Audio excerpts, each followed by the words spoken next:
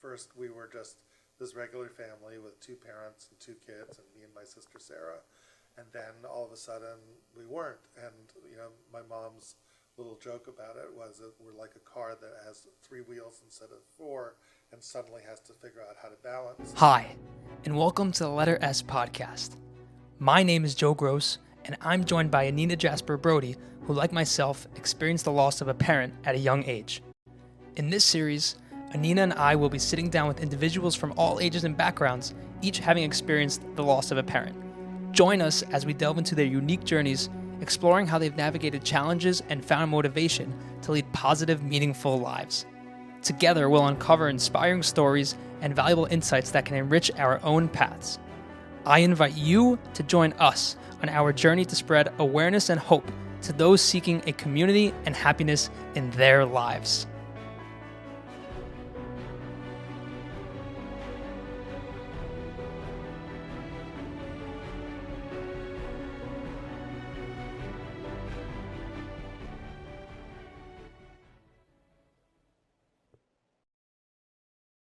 Hi, everyone, and welcome back to another episode of the Letter S podcast. Anina and I are today joined by Rabbi David Fohrman. Rabbi, how are you today?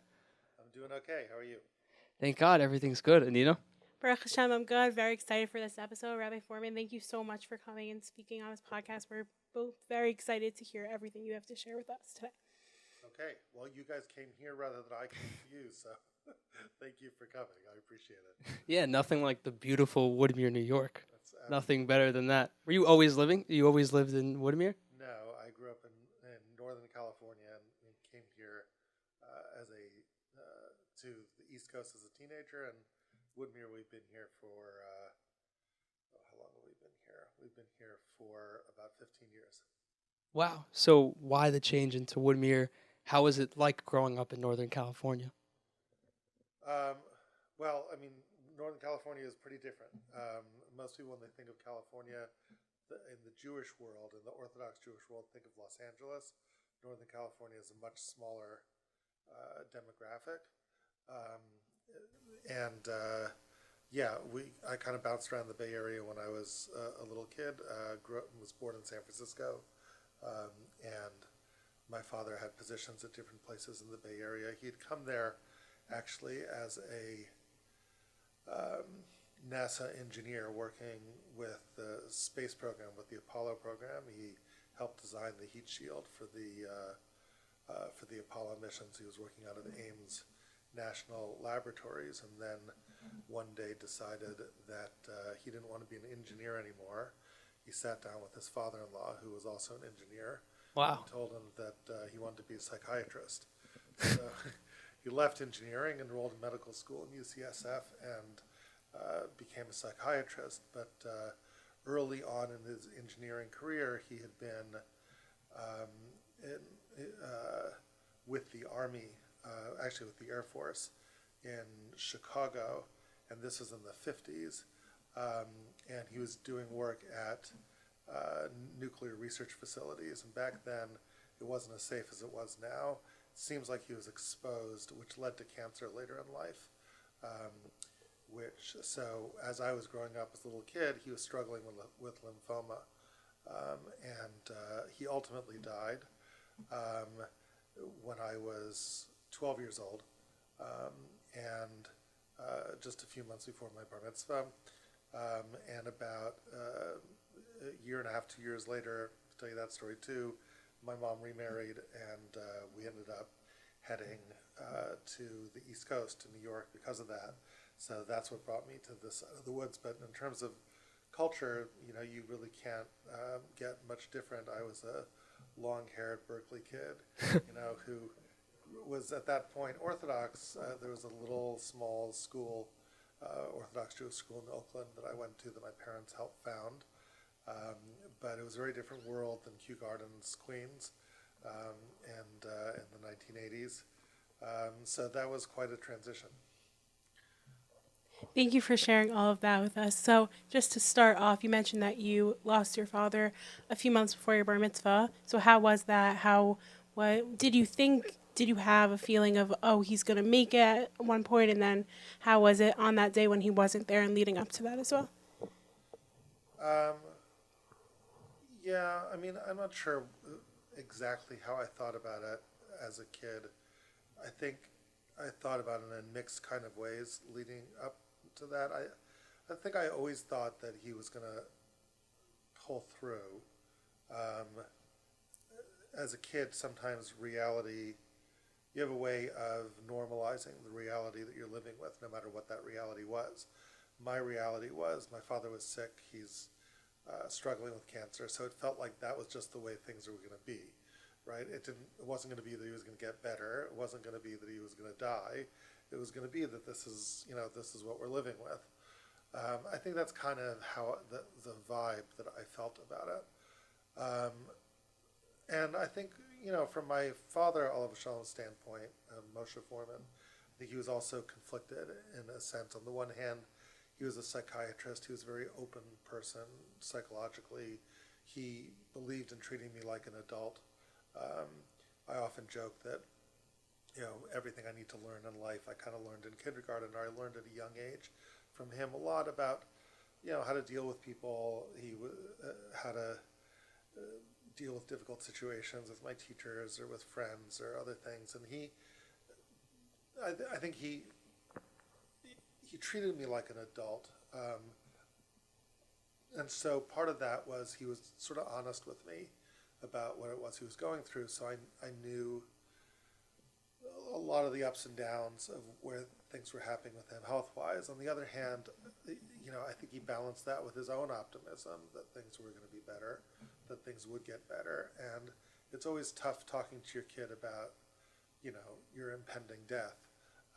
And so I think he had an optimistic attitude. He always used to say things like, well, David, I don't plan on dying. And he would leaven that with a joke. And, he would talk about his illness. But every once in a while, things got pretty intense. I had vivid memories of sort of these Havdalah ceremonies where he would kind of talk about kind of his dreams, his hopes for us, and some of the challenges from a spiritual standpoint that he was struggling with. And I remember as a kid, I must have been like 11. It was very intense, and I feel guilty saying it, but I just wanted to, leave and crawl into a hole somewhere and just not be part of that. It was really it felt too powerful for me. I think it's part of you that just wants to live with this self-constructed illusion that things are going to be better, and this is just the way it was going to be. Everything's going to be fine, and you don't want anybody to mess with your illusions. I think. I remember sometimes we would record those. I still have recordings of those, and I've never listened to them because it's just the thought of what it would take to actually just listen to that feels even now too overwhelming. So, yeah. How do you think that those interactions that you had with your father, Aleph Beta, has impacted you now and who you are today with everything Aleph Beta related and also just you in general? I mean, Aleph Beta related, a lot of what I learned, it's funny, my father, Aleph Shalom, used to say that he was debating about whether to be a psychiatrist or a rabbi, and he felt that he didn't really have enough Jewish learning to be a rabbi, so he opted to be a psychiatrist, but he was kind of in the space between psychiatrist and rabbi, and he would see kind of Torah interacting with psychology and psychological truth. He was also a great storyteller. I remember, in San Francisco when we lived there, so anybody who's lived in San Francisco knows the hills are legend, and they're like roller coaster kind of hills, and so our street didn't have a sidewalk, it had stairs, right? I mean, literally it was too steep for a sidewalk. So we used to go to shul, and Rabbi Traub's shul in the area, and we would walk there, but it was like, up these flights and flights and flights and flights of steps. So how do you take a 5-year-old kid and get him to do all these flights of steps? So my father was a master storyteller. He would tell me these Winnie the Pooh stories, just make them up extemporaneously. And somehow those, I think I learned, I learned a lot from him. I learned the art of storytelling from him, which came to life for me in Aleph Beta. I mean, whatever Aleph Beta is, it's about storytelling. It's about what story do you see in Chumash, what story do you see in Tanakh, and if you see a story, if you and you understand the ingredients of a powerful story and you can intuit it, that then it's like they say with Michelangelo, when you can see a block of stone, but you can see the sculpture inside of it. You can see all this text, but you can see the story inside of it. That was a very powerful tool. I think one of the most powerful tools that I used in Aleph Beta. Psychological sensitivity to the kinds of things that people struggle with and go through that I got from him.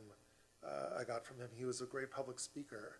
As a little kid, I would watch good public speakers and him and try to sort of reverse engineer what are they doing and what makes for a good public speaker. For him, I felt that one of the things he had the ability to do was to speak to a large audience, but to speak to them in a way that you didn't feel like he was just giving this prepared talk or something like that. He had this way sort of instantaneously of making this one-on-one connection with his audience that you just felt, here's an honest human being who's talking to me like a real honest human being.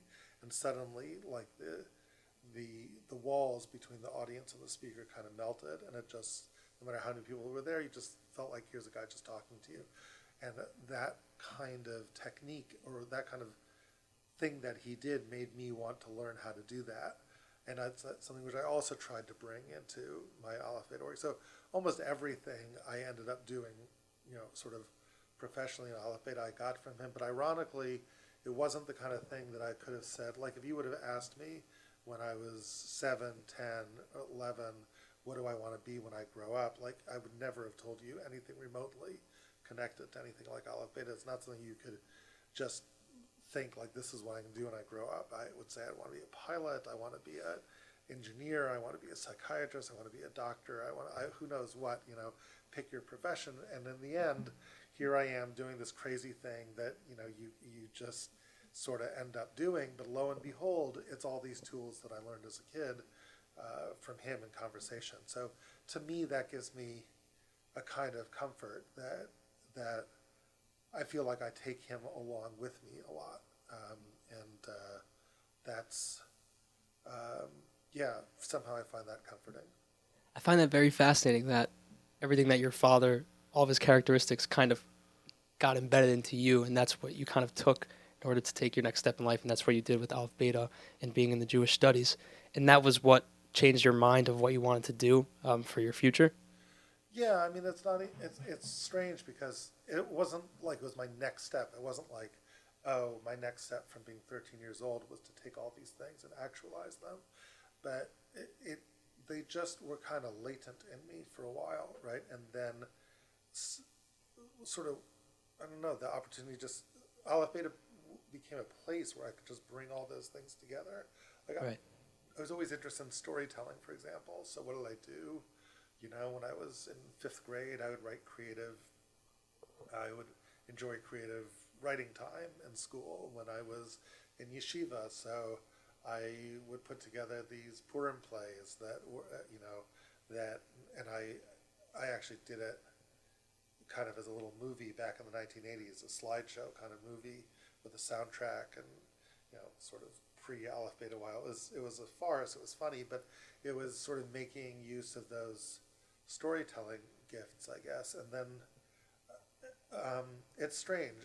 I think somehow, I can't explain it, somehow God, I think in life there's this strange mix between human free will and God's path for you. And it's one of the great mysteries, how those two things, like a dance, God's path for you and your free will, and you somehow, if you dance spontaneously with someone, you don't really know what the move is. You don't know if you're going to do one of these twirls. You don't know if you're going to do one of these pliés. But somehow you're able to dance, and somehow Aleph Beta emerged. And I can point to various different things that made Aleph Beta happen, but like at some point you look back and it's like, oh wow, yeah, boy. And you say, like, it wasn't so much college that prepared me for this. It wasn't so much my years in yeshiva prepared me for this, although they did. My years in yeshiva gave me a certain amount of knowledge. My years in college gave me a certain felicity with the English language and stuff. But, one of the things that really dramatically prepared me for this was all my interactions with my dad when I was 6, 7, 8, 9, and 10 years old. So that came as, I think, something as a surprise to me. I think it's really interesting because I'm a big fan of Aleph Beta and everything you do, and obviously you have a talent.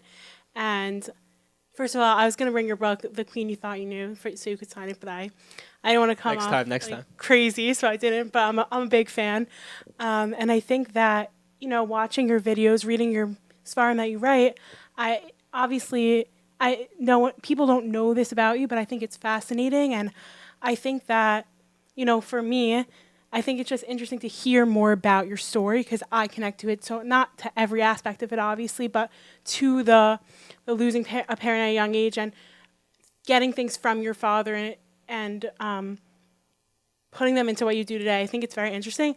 So this podcast is called The Letter S.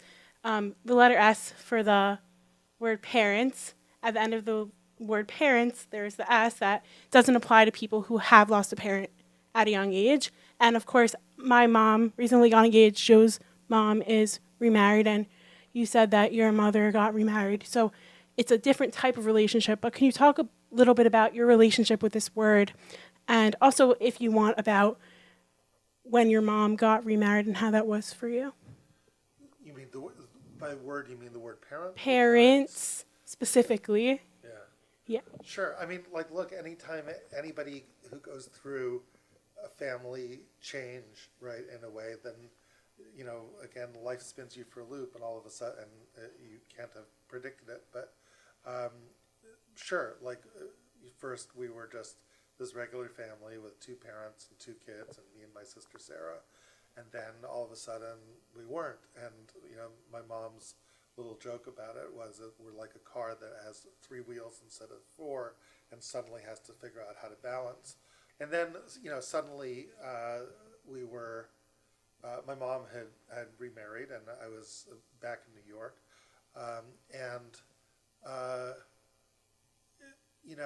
What was interesting is, over time, I developed a relationship with my stepfather, Zev Wolfson, that was a warm, interesting relationship, completely different than the relationship I had with my own blood father, Moshe. And I really worked on that relationship, and over time it wasn't easy. My stepfather was a very different kind of person. He was a businessman. He wasn't a psychiatrist, and all of a sudden you have to just adjust to somebody new in your life who's very, very different. And he was not somebody who was given to long walks around the block and to talk about the meaning of life the way my blood father would have been. So I found it challenging to develop a relationship with them over time. And ultimately, interestingly enough, learning Torah became the vehicle. That he was so devoted, my stepfather, to learning Torah. He was a philanthropist. He built schools in countries across the world, and he himself was never really the beneficiary of such a rich Jewish education himself, and here he was providing this for thousands and thousands of people across the globe, but he didn't really have it. And somehow, in the years sort of before Aleph Beta, as I was developing my methodology and I was developing a little bit of a unique way of learning things, he kind of picked up on that and found it really interesting. And suddenly I found myself learning with him on the phone from Baltimore, and suddenly we would be learning every day. And here was a man that I would struggle sometimes to have a 10 or 15 minute conversation with, and he'd be on the phone with me for an hour and a half and not want to get off the phone, and then the next night and the next night, and so I think part of it is making. I think part of the things that I learned about love and parental love, or love between parent and child, is that, and this is a counterintuitive thing, I think, for people who lose a parent, or maybe even divorce also, is that I think what I learned the hard way is that love is not a zero-sum game. But what I mean by that is that it's not like there's a certain amount of love in the world or a certain amount of love in your heart, and you have to figure who you're going to give that love to. And if you give 90% of it to your father, then there's only 10% left for somebody else. And then you feel guilty. Am I going to give 80% of it to my father? My father's not alive anymore, so I have to keep this reserve of love for him and loyalty for him. And it gets in the way of, and you think like, gee, am I loyal to my original father if I give myself in love to someone else? And I think that over time I began to understand that love doesn't work like that. Love isn't a zero-sum game. You can give yourself in love to someone new without betraying the memory or your connection in your own way to your previous father. So to me, that was, I think, something that put me at ease over time to learn. I think that it's a very, very difficult thing to learn. If you think about the great parent-child story in the Torah, the thing that always comes to mind is Yaakov stealing the blessings of Yitzchak, right? And the real tragedy of that story wasn't so much the stealing the blessing. It was that one way of seeing the tragedy is that when Esav comes back and the blessing is taken from him, he cries to his father and he says, "Habracha achati lecha avi." You really only have one blessing in your heart. Can't you barcheni gavani? Can't you bless me also? And Isaac finds himself at a loss to answer Esav, but it's like, as a reader, you're like, you want him to just say, "Of course I can bless you too. Of course I can bless you too. Of course there's room in my heart to give you something." And ultimately that a father's love for children is not a zero-sum game. No matter how much you think that Yaakov is your favorite child and it's all this, you can still have room in your heart for the Esav in your life in a way that's full and rich. And that's, to me, I think, one of the things the Torah really wants you to get out of that story. So I learned that, I think, over time, and I think when I did it, it gave me a little bit of a sense of peace around that.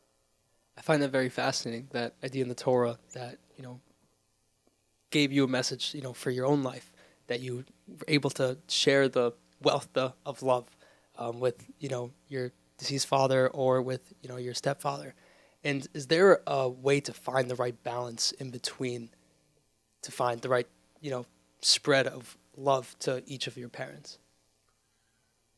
Yeah, I mean, I don't see it as a balance. I see it as like there's an individual in front of you, and your job is to connect with them. And the nature of the connection you're going to have with them is a function of who you are and a function of who they are. And it's going to be utterly unique. It's going to be, and so it's not something that you compare with your previous father. That you had a certain kind of connection, which is utterly unique with him, which can't be compromised, and is a function of who he was. And it's going to be very different with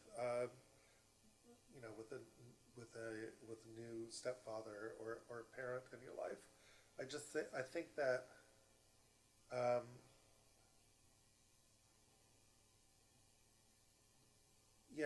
I mean, I think,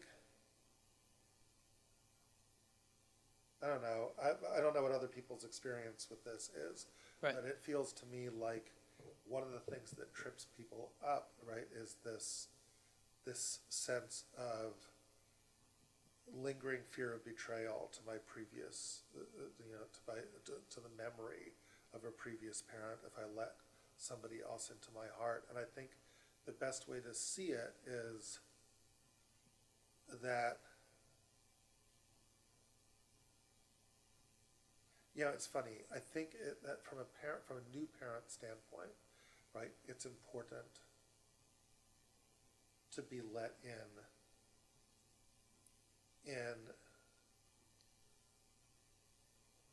a parental kind of role. Right. Right. So I always would call my stepfather Dad, right? And despite the fact that was, it's what I called my real father Abba, right? But it's the same thing. It's just in a different language. And I think that meant something to him, right? But I think in your own mind as a kid, you've got to just say, here's a person. He is an authority figure in my life. He married my mom, you know. I have to acknowledge that and recognize that. But that's where the similarity goes, right? No matter what I say, no matter what I call him, there's no competition with my other father. And I think that has to be really clear to you. Right. And once it's clear to you, you can have the heart to be able to bring a new authority figure into your life and reach out to him in a genuine way. I think it's so interesting because it's something that I struggle with so much, that exactly, like Joe knows, I've spoken to him about it, but like that I don't want to betray my father because I'm letting someone else into my life, but also like I want my mom to be happy, obviously. And it's like funny, I always think about like a picture, like at like a simcha, and how like my father and my mom's fiance, Jeff, they would never like coexist because like they just wouldn't. That's not the way life works. And it's something that I struggle with a lot because it's like, how am I letting someone else into my life in that role, even though it's not that role, it's a different role. But it's very hard for me, and hearing you speak about it makes me feel more normal because it's like, okay, it's not something that I just struggle with. It's an actual thing, and it makes me feel better. So thank you for that. Yeah, it's a hard one. It's not something which is easy, and it's not something which is, and I think part of it is that, with your own biological father, you have a rhythm since you're a little bit of a kid. When you get thrown into a new situation, right? You have to struggle to find a rhythm that works between you and this new person in your life, and that's hard. So it's not easy, but I think once you do find that rhythm, it's often worthwhile, I think, to just be able to go and when you lie in bed at night, you just say, hey, I had a certain rhythm with my own father, with my own mother. Look, I've got a different rhythm here, right? And it feels different in these kinds of ways. And so I understand, like, this is a different relationship, and it's okay. It's its own unique relationship. And again, I think coming back to that notion that love is not a zero-sum game, I think it's important. And it's counterintuitive, like I was in shul, there's a great Rabbi Benjamin Slavitter, shul a couple blocks away, IPM, and so I just heard a talk that he gave on Friday night, which was really wonderful. Without getting into the Torah behind it, the takeaway idea behind it was he was saying, like, it's a good thing to compliment people in life.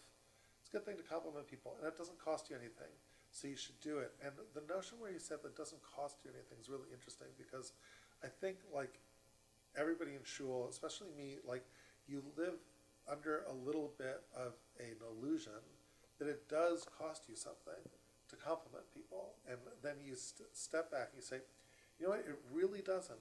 It just does not cost you anything.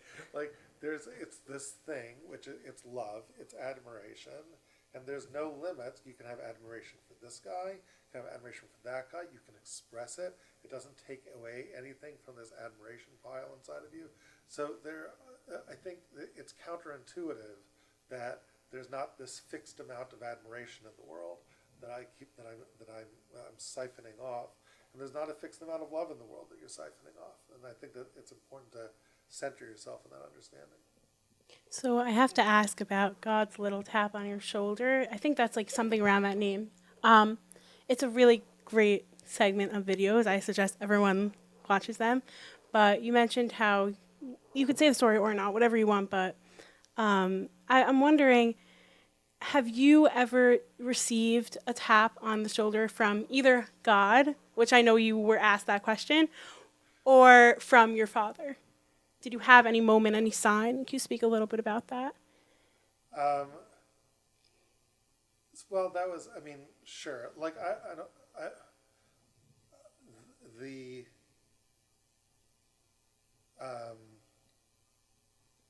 strangely, the memories of my father are they vivid? I don't know if they're vivid, but I carry them with me a lot. I carry his, I don't know, I wouldn't say his presence, but I wouldn't say it's not the right word to say I carry his presence with me, but my memory of him is strong, and it feels like that memory somehow animates my life. I'll occasionally have dreams about him, and the dreams that I have are very, like they stay with me. They are, I don't know if the word is impressive. It's not that they're impressive, but I'm searching for the word. It's not impressive, it's not dramatic, but you wake up from a dream like that and it stays with you. A positive impact. Yeah, just impact. They're impactful. Let me put it to you that way. Usually good, but they're impactful.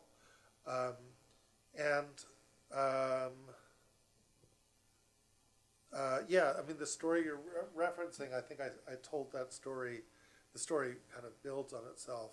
There's a few different iterations of it, and I could keep you here for 45 minutes of the different iterations of it. But the one iteration was I was telling that I was talking about how Joseph interpreted Pharaoh's dreams, and I had this theory about how that worked, and basically my theory was that inside Pharaoh's dream, there were covert references to events in Joseph's own life, and he was able to put those references together to arrive at the correct interpretation of the dream. So interestingly, in a subtle way, Pharaoh's dream was referring to Joseph, and Joseph was able to pick that up in a way that no one around was able to pick that up. And my argument was that if you're Joseph and you're very clever, you could figure out the meaning of that. But if you are less clever, or you are not a genius, then what it would have felt like for Joseph to hear Pharaoh's dream and hear all these coincidental references to his life is just like, okay, something's going on. This feels like, it's like God is talking to him, but he may not quite know what God is saying yet. And in fact, God's telling him the interpretation of the dream, but even if Joseph didn't understand the content of the message, just the fact that God is talking to him itself is dramatically meaningful. And, you say to yourself, sure, we believe in God. It's one thing to believe in God theoretically. It's another thing to kind of feel like God is walking with you and there in your own life in a way that's real and personal and talking to you, even if you don't understand what God is saying. It's a big deal for God to be talking to you in some kind of way. And the notion that God could it's not prophecy, it's just like occasionally these things just line up in your life that you just can't describe it to anything other than, hey, that was a little tap on the shoulder from God.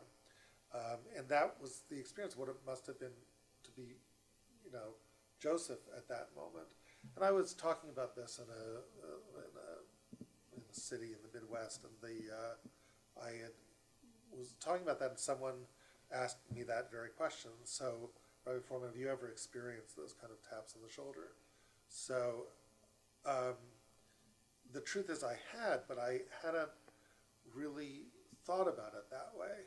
And interestingly enough, the talk that I was giving included one of those things where it was like this really weird thing where I was preparing this particular talk and was wrong about something, and I was convinced that I was right about it when I was wrong about it, and I was trying to figure out how to prove that I was right.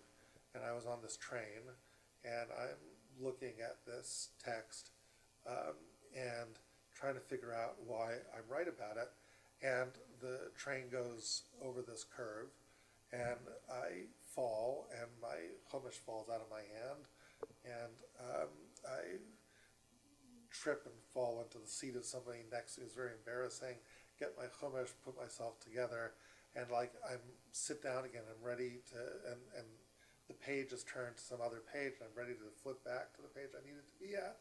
But I looked at the random page that was open to, and lo and behold, that was the page that I needed to be to understand why my theory was in fact wrong and what the correct theory was, and which this very talk had been built out of that understanding. But I still, at the moment, didn't really realize, no, that was one of those taps on the shoulder, like that was a little way that God's talking to you.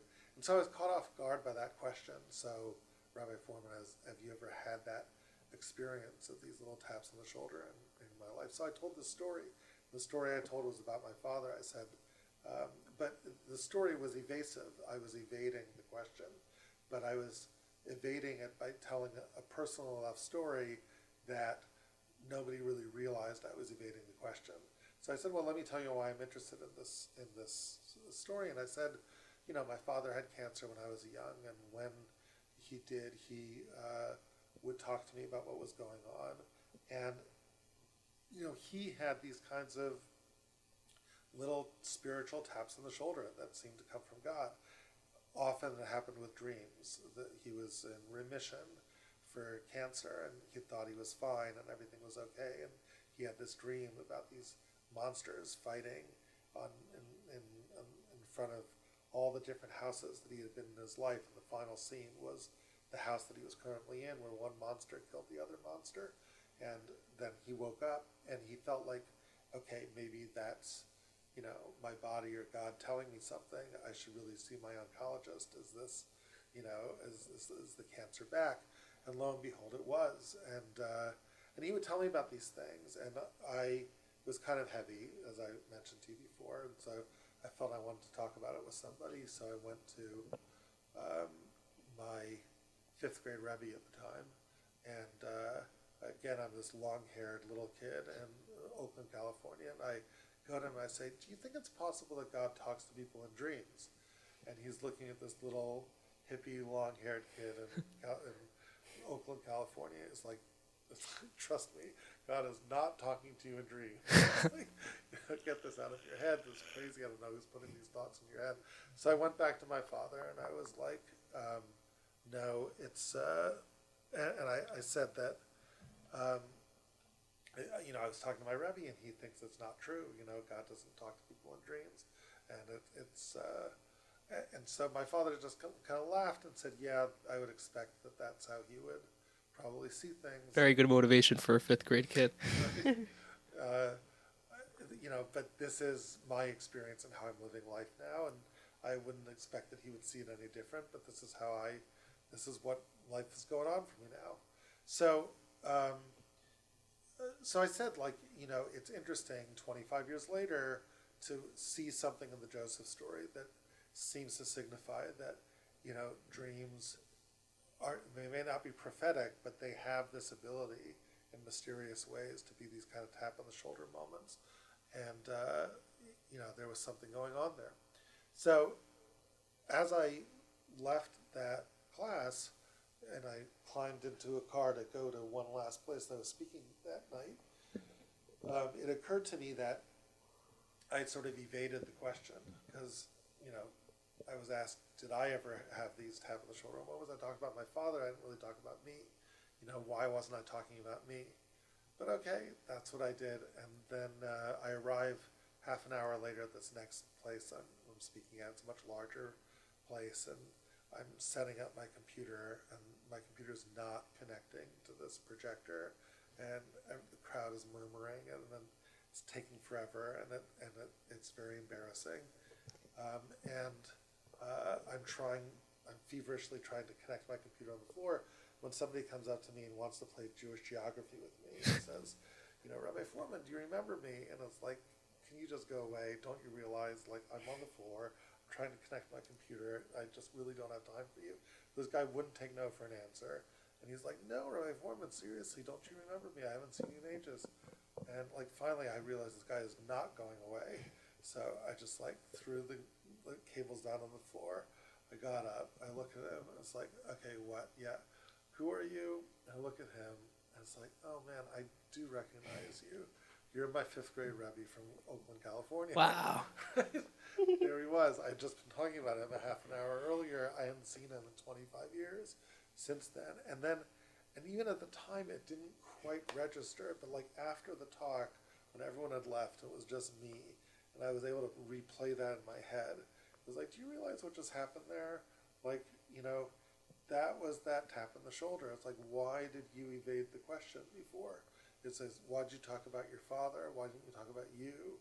Right? It's because, you were embarrassed. You gave this whole talk about these taps on the shoulder. It didn't feel like it ever happened to you. So here comes God, right? And God is like, oh, Fohrman, what's the deal? What, like, not enough taps on the shoulder for you? And God's sense of humor is like, I'll give you one of these taps on the shoulder from the guy who says there's no such thing as taps on the shoulder. He's going to be the guy, your fifth grade Rebbe. So, the Lord has a sense of humor, it seems to me. But those moments I think are there. And sometimes, I think those who we love, who are part of our past, sometimes show up in those kinds of moments. That's great and very fascinating. Would you say that we should read into every single aspect of life or every different event that happens, that it's God tapping us on the shoulder? Because of course God is always part of our life and always, being in charge of everything. So is everything technically God running the world, and that we should be reading into it to a certain extent, that's a tap? Well, I think reading into it is tricky. Like, I don't think that, I think trying to interpret the meaning of those events is probably not always that helpful because you don't always have enough data. Right. Sometimes maybe you see the meaning years later. Even for Joseph, if you look, it's an Aleph Beta video. You can watch it on Aleph Beta. It's our first year Parsha. It's very good. For those. And it's Joseph. There you go. But even Joseph, I don't think realized the whole truth of what was happening to him until at least 9 years later. And you could watch the videos to why that's true. But so you're not always able to know the meaning of things, but you can know that something is meaningful without knowing that it is, that what its meaning is. And I think that's a healthy place to be. So sometimes, like, God's way of showing that you're not alone, that I am with you, right? I think is important enough without trying to figure out what God is trying to tell me, right? Just to know that, okay, that was God. Hi, God. Nice of you to show up, right? And I appreciate you being in my life, right? Because your life is different if you're not living your life alone. Your life is different if God is around. So to me, that's the real takeaway there. I think you can read into it, but I think it's just an organic thing when stuff happens that's just too coincidental, and it's like, oh, there's no way that was a coincidence, right? So it's not a coincidence. That's the Almighty waving to you, and that's an important thing. What do you think you would say to someone who recently lost a parent and is struggling with their faith because they are struggling with the whole idea of Gamzu Latova or Amen.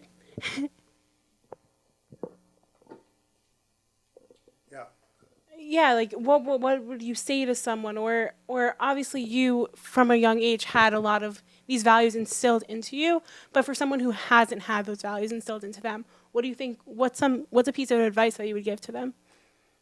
One piece of advice I would give, I think, is that being in a relationship with God doesn't always mean being happy with what God does. You can be really unhappy and still be in a relationship with God. You can have all sorts of ambiguous, upsetting feelings and still be in a relationship with God. And that's okay. I don't think we're meant to understand everything in this world. And I think that a lot of the words that we use to sometimes reconcile ourselves to loss are sometimes not so helpful. Even the words Gamzu Latova. I wouldn't recommend using those words, right? Gamzu Latova is a nice thing. It may be true on some theological plane, but it's not necessarily the thing that you, the person who has experienced the loss, while a loss is fresh, are meant to say, because it's hard to say that in a genuine kind of way, and you haven't seen the truth to know that everything that this is also for the good. At some level, you can believe it's true, but I don't think the litmus test of what a good Jew you are is how much you feel that losing someone really close to you was good. It depends what good means, and good is a mysterious word. Right. And God knows a lot more about the mystery of good than we can ever hope to know. So I just think if you think about what halacha actually says that we should say in a situation like that, we don't say Gam Zulatovo, we say Baruch Dayan Emes. Right? Baruch Dayan Emes is a much more honest thing to say. Right? Yeah. It means that I feel like something harsh happened in my life. I feel this was a judgment against me, whether it was or not.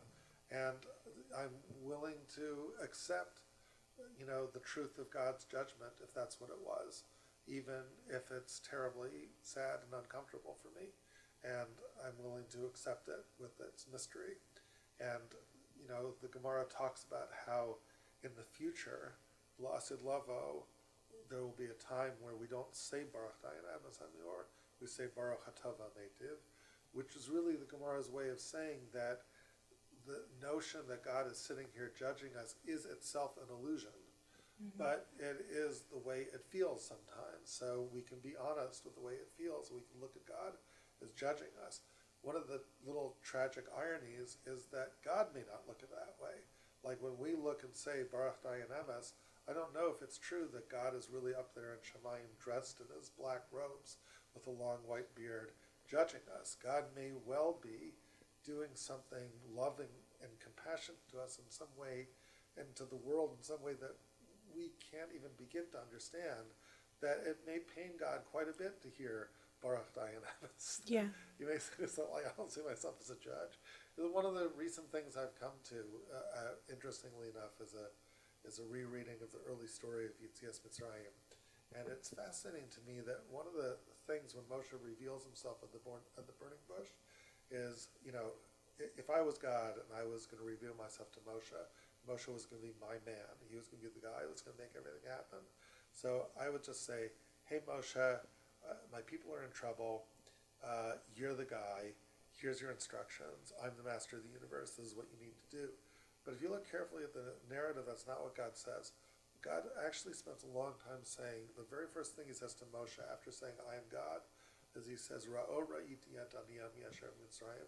I've seen the suffering of my people. V'gam nakatam shamati mipnei nogsav.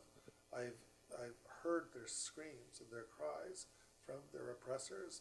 Ki adati et machovav. And I really get and I understand their pain. Right? Va'era latzilo. And therefore I'm going to go down and I'm going to save them. Like God spends a long time on that prelude. Like what's that whole prelude about? Just say, Va'ered Latzila, I'm going to go down and save them. It's very important for God to communicate that, no, I need you to understand that I heard you, I see you, I get what you're going through, I understand your sorrow, it affects me, I feel your pain in my bones, and therefore I am acting, right? Divine empathy. But strangely, the message of divine empathy, it may be there for God, but it's very hard to get across to humans. If you look, you can read the whole burning bush narrative as God trying to get this message across, first to Moshe, then to the Zakanim and the elders, and then to the Jews, and being frustrated at every turn. The people are, it's one thing to think of God as the great master of the Andromeda galaxy, as the one with all this power. It's another thing to think that that being also cares about these little slaves and is empathetic and actually gets what they're going through. That's very mind-boggling for us to actually believe. And God, one way of reading the Exodus narrative is a story of divine frustration, where God keeps on trying to get this message across, and it's not breaking through, right? And until God just says it, so to me, that's very interesting, that our perception of God is not necessarily the same as God's perception of him, but our perception of God is still valid from our perspective, and therefore we do say Baruch Dayan Emes because that's our perspective. And our perspective isn't Gam Zulatova, and therefore we shouldn't lie to ourselves when we aren't feeling that. So I think there's a lot of pressure around trying to feel that everything is for the good when that's not what we're feeling, and I think we should let go of that pressure.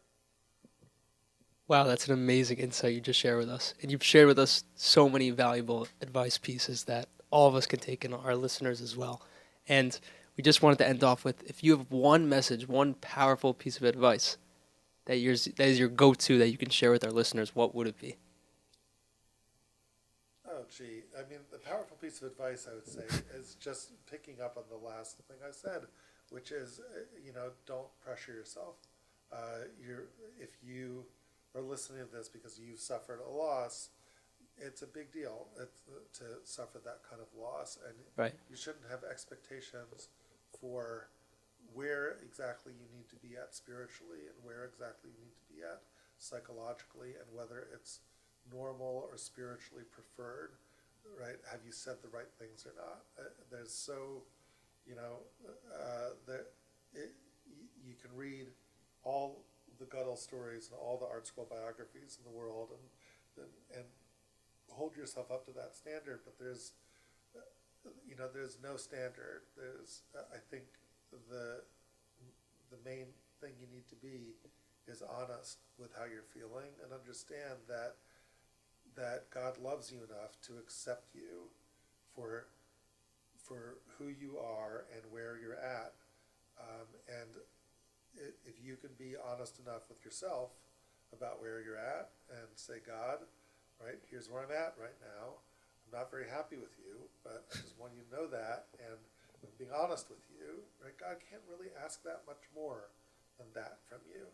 I think honesty and faith that God loves us enough to accept us, even when we feel our worst, I think is the name of the game.